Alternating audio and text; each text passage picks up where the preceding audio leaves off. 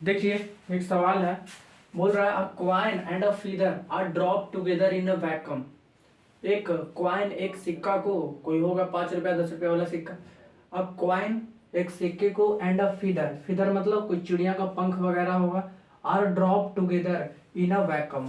तो निर्वात में, वैक्यूम में हम एक कॉइन और फीदर को ड्रॉप करते हैं, ऐसे छोड़ते हैं, तो क्या होगा? क्या कॉइन धरती से पहले टकरा जाएगा? क्या फीदर, चिड़िया का पंख, धरती पे पहले आके गिर जाएगा? या दोनों बॉडी एक साथ धरती पर पहुंचेंगे? या फिर फीदर गिरेगा ही नहीं, चिड़िया का पंख गिरेगा ही नहीं? तो देखिए, हम वैक्यूम में गिरा रहे हैं, वैक्यूम में, ठीक है ना। यहाँ पर कैसा है वैक्यूम? वैक्यूम मतलब समझते हैं निर्वात, जहां पर हवा भी नहीं हो, ठीक है ना, उस रीजन को बोलते हैं वैक्यूम। जैसे इस रूम में भी हवा है, इस रूम में भी हवा है, ठीक है, एयर मीडियम है इस रूम में। तो अगर हम इस रूम का सारा हवा निकाल दे, अगर इस रूम का हम सारा एयर निकाल दे, तो ये रूम कैसा रीजन कहलाएगा? ये रूम अब बन जाएगा वैक्यूम। कि रूम के अंदर क्या क्रिएट हो गया? वैक्यूम क्रिएट हो गया, निर्वात, जहां हवा भी नहीं है, बिल्कुल खाली जगह, ठीक है ना, बिल्कुल खाली, हवा तक नहीं, तो वो होता है वैक्यूम।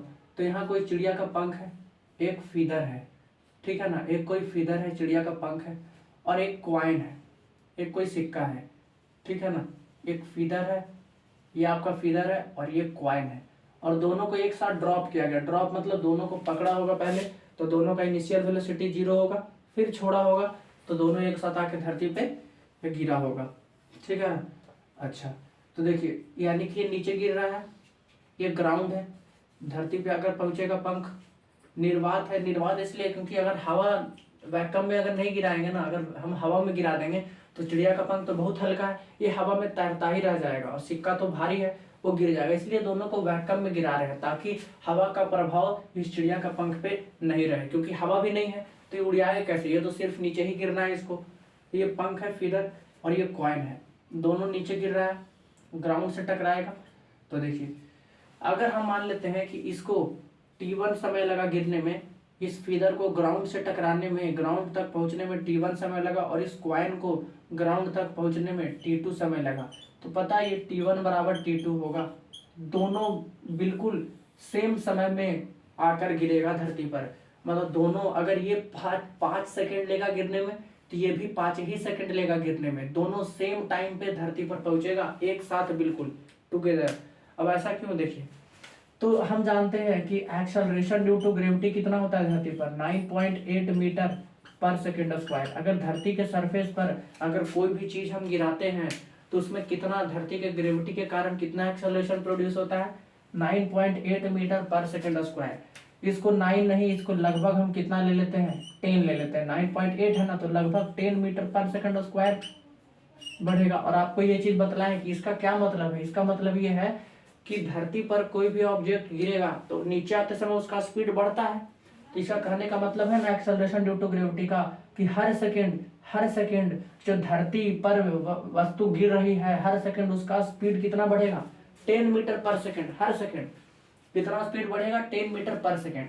तो दोनों में सेम एक्सेलरेशन प्रोड्यूस होगा। धरती इसको भी 10 मीटर पर सेकंड स्क्वायर के एक्सेलरेशन से खींचेगी अपने तरफ, और धरती इसको भी 10 मीटर पर सेकंड स्क्वायर के एक्सेलरेशन से खींचेगी। दोनों में सेम एक्सेलरेशन प्रोड्यूस होगा। तो देखिए, और सेम कितना एक्सेलरेशन प्रोड्यूस होगा? 10 मीटर पर सेकंड स्क्वायर का। तो इस 10 मीटर पर सेकंड स्क्वायर का कहने का मतलब क्या है? कि धरती पर कोई भी वस्तु गिरेगी ना, तो हर सेकंड उसका स्पीड बढ़ेगा। और कितना बढ़ेगा हर सेकंड? तो हर सेकंड उसका स्पीड बढ़ेगा 10 मीटर पर सेकंड। तो यहाँ पर दोनों जीरो पे था, दोनों को पकड़े हुए थे, तो स्पीड दोनों का जीरो था। यहाँ कॉइन है, दोनों का स्पीड जीरो है। जैसे ही गिराए, मान लेते हैं 12 बजे गिराए हम इसको, इन दोनों को 12 बजे गिराए, ठीक है ना, इन दोनों को 12 बजे गिराए, तो 1 सेकंड में जितना पंख गिरेगा उतना ही 1 सेकंड में पंख, क्योंकि दोनों का स्पीड कितना था? दोनों का स्पीड यहाँ जीरो था, ड्रॉप किए हैं, तो हर सेकंड उनका स्पीड सेम बढ़ेगा। तो 1 सेकंड के बाद ये बर्ड, चिड़िया का पंख का स्पीड कितना हो जाएगा? यहाँ 10 मीटर पर सेकेंड। यहाँ कितना हो जाएगा कॉइन का? 10 मीटर पर सेकेंड। तो दोनों बिल्कुल सेम स्पीड से चल रहा है, तो सेम स्पीड से कोई चीज गिरेगा तो सेम ही डिस्टेंस तो ट्रेवल करेगा। अगर हम बिल्कुल, जैसे कार है वो 100 किलोमीटर प्रति घंटे का रफ्तार से चल रहा है, और एक दूसरा कार है वो भी 100 किलोमीटर प्रति घंटे का रफ्तार से चल रहा है, तो दोनों का स्पीड है बिल्कुल सेम, दोनों का चाल सेम है, स्पीड सेम है, तो सेम ही डिस्टेंस तो ट्रेवल करेगा।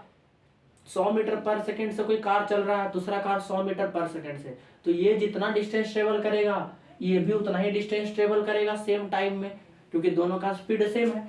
तो 1 सेकंड में यहाँ पर पंख का स्पीड होगा 10 मीटर पर सेकंड, और इसका भी बढ़कर यहाँ पर 1 सेकंड के बाद 10 मीटर पर सेकंड हो जाएगा। तो दोनों का इस वाले पॉइंट पर स्पीड सेम है, ठीक है, क्योंकि सेम स्पीड बढ़ेगा, हर सेकंड 10 मीटर पर सेकंड बढ़ना।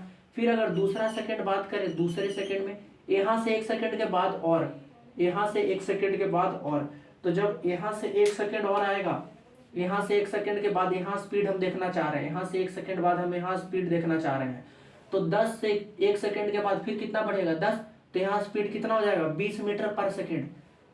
और यहाँ कितना था कॉइन का स्पीड 10 मीटर पर सेकंड, 1 सेकंड के बाद कॉइन का यहाँ स्पीड कितना हो जाएगा 20 मीटर पर सेकंड, 10 से 10 और बढ़ेगा 20 मीटर पर सेकंड। फिर 1 सेकंड के बाद ये कॉइन यहाँ आएगा 1 सेकंड के बाद, और ये फीदर यहाँ आ जाएगा और कॉइन कहाँ जाएगा यहाँ, तो यहाँ पर 20 था, 1 सेकंड के बाद जब धरती पे ये हिट कर रहा होगा तो इसका वेलोसिटी 30 रहा होगा, ये धरती को हिट कर रहा होगा तो 20 से इसका कितना 30 रहा होगा। तो यानी कि ये नीचे जो आ रहा है ना, दोनों में same acceleration due to gravity produce हो रहा है। इसका मतलब कि दोनों में जो दोनों का स्पीड बढ़ रहा है ना नीचे की तरफ, वो सेम टाइम में सेम स्पीड बढ़ रहा है, तो बिल्कुल एक साथ आके गिरेगा। इसका स्पीड 10 मीटर पर सेकंड, इसका भी 10 मीटर पर सेकंड, स्पीड सेम है तो दोनों बराबर डिस्टेंस ट्रेवल करेगा। यहाँ भी सेम तरीके से स्पीड बढ़ रहा है, 10 से 20 हो रहा है यहाँ पर, तो इसका भी 20 है स्पीड है, इसका भी यहाँ 20 है, तो दोनों ये वाला डिस्टेंस भी बराबर चला होगा। फिर यहाँ से फिर 10 मीटर पर सेकंड बढ़ा 1 सेकंड में, इसका भी 1 सेकंड में 10 मीटर पर सेकंड बढ़ा है, तो फिर ये वाला भी डिस्टेंस बराबर चलेगा। मतलब इनका स्पीड सेम, एक एक सेकंड में बराबर बराबर स्पीड बढ़ रहा है, 10 से 20, 20 से 30 ऐसे स्पीड बढ़ रहा है। तो हर सेकंड इनका स्पीड बराबर बराबर बढ़ रहा है, 10-10 मीटर पर सेकंड स्पीड बढ़ रहा है, तो यानी कि ये बिल्कुल सेम स्पीड से चल रहा है, क्योंकि बराबर स्पीड बढ़ रहा है तो बिल्कुल सेम बढ़ती हुई स्पीड से नीचे आ रहा है ये, तो बिल्कुल सेम स्पीड से आ रहा है, तो सेम ही डिस्टेंस तो ट्रेवल करेगा। तो दोनों एक साथ बिल्कुल ग्राउंड को टच करेगा आकर, बिल्कुल एक साथ, ठीक है ना, बिल्कुल एक साथ धरती पर दोनों आके गिरेगा। तो ऑप्शन क्या हो जाएगा, both the bodies will reach the ground together, कि दोनों बॉडीज, फीदर चिड़िया का पंख और ये कॉइन सिक्का बिल्कुल एक साथ धरती पर आकर गिरेंगे, एक साथ धरती पर पहुंचेंगे, क्योंकि दोनों का स्पीड सेम बढ़ रहा है, एक एक सेकंड में 10-10 मीटर पर सेकंड दोनों का स्पीड बढ़ रहा है, तो सेम स्पीड से चल रहा है, तो सेम डिस्टेंस ट्रेवल करेगा, तो बिल्कुल ग्राउंड पे सेम टाइम पे टकराएगा। तो T1 बराबर T2, इसको अगर 3 सेकंड लगा है गिरने में तो इसको भी 3 ही सेकंड लगा हुआ है गिरने में, ठीक है, ऑप्शन सी हो गया।